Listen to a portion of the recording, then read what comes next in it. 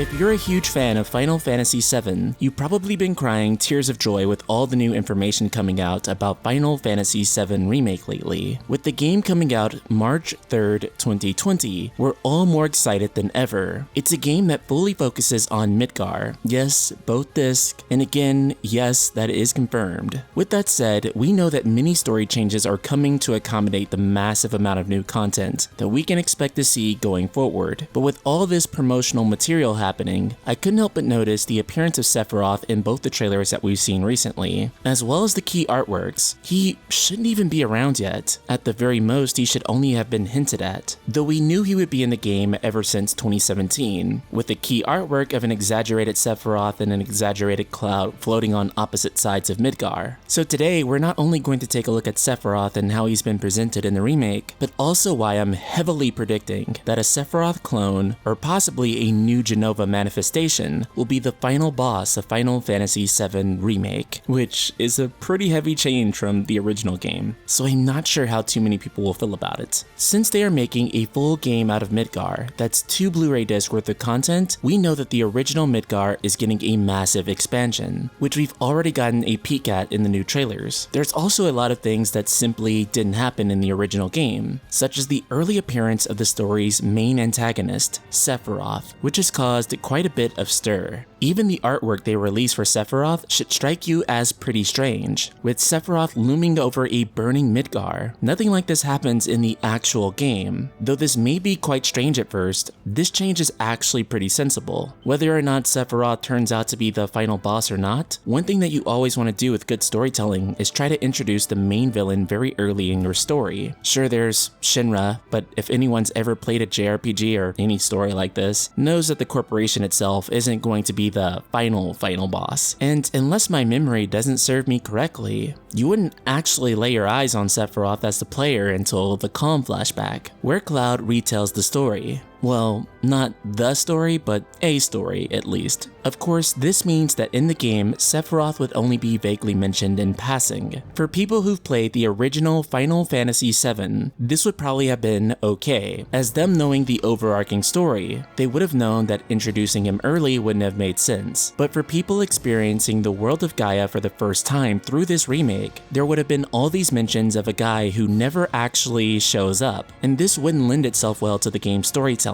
especially from the perspective of fresh eyes. And while people who've only heard of Final Fantasy VII, the whole time they'll be asking, where is Sephiroth? And also putting him on box art and stuff, it just makes for good promotional material. So they had to fit him in there somewhere. And whether we do end up fighting Sephiroth or not, these mental illusions that Cloud sees are a great way to work around that, and introduce him to the story early. And also, Volume 2 could open up with Cloud telling the story in Calm about his memories of Sephiroth, which leads me into the ending of this game, and why I believe we'll end up fighting a Sephiroth clone at the end, or some manifestation of Jenova that we've never seen before. If it were true to the original Final Fantasy VII, this guy would be the final boss. Problem is that it's not very impactful or a memorable boss to leave off on, and because this is a full game, they wanted to have the impression of a full game. And let's be honest here, there's a very strong desire to fight Sephiroth as soon as possible, and I have a very strong feeling they're going to want to change the final boss here. There's these ghost things that follow Aerith around. They're also presented in the key artwork with Sephiroth, seemingly being commanded by him. At first, I thought these were some sort of new things added into the game, but after doing a little bit of reading, it turns out that it's actually a concept from the development of the original game. In an early version of the game script, the Sephiroth clones were not people, but rather parts of Jenova floating in the air covered by their cloaks. During important plot points, they would reveal themselves by pieces of Jenova's body, her right arm, heart, etc. They also replaced Sephiroth in several scenes, such as the pivotal one in the Forgotten City. So the fact that we know that these Sephiroth clones are around, and they are appearing in Midgar, sort of indicates that we might fight something that looks like Sephiroth at least, or some form of Jenova, which would explain why Sephiroth is so strongly presented in promotional artwork and trailers. I think they're really going to try to create a smaller scale version of the final fight with him, but it'll be a clone, so it won't be the full Sephiroth, and it'll probably look a little bit more mutated than the real him,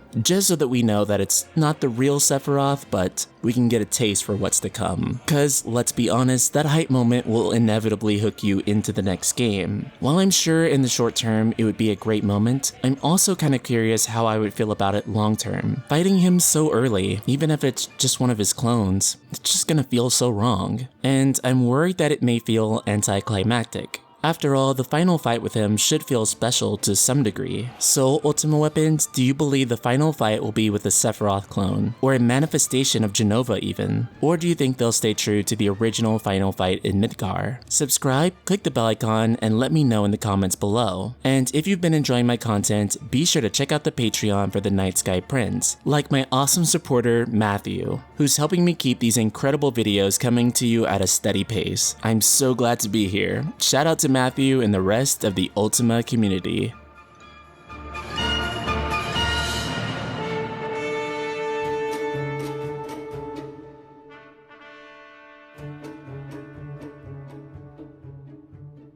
Vendi, vendi, vendi us, e memory facci us, vendi, vendi.